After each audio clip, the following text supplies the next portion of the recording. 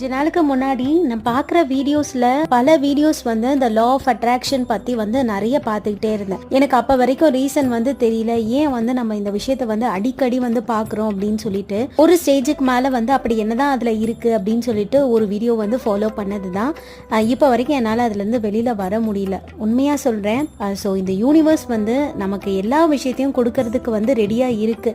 But அதை வந்து நம்ம எந்த அளவுக்கு வந்து யூட்டிலைஸ் பண்றோம் அப்படின்றது தான் வந்து முக்கியம் அப்படின்றத பர்சனலா நான் தெரிஞ்சுக்கிட்டேன். பட் எனக்கு ஒரு பர்டிகுலர் சேனல், அது வந்து அதுல பண்ற வீடியோஸ், அதுல சொல்ற விஷயங்களை வந்து நான் ரெகுலரா ஃபாலோ பண்ணிட்டு வரேன்.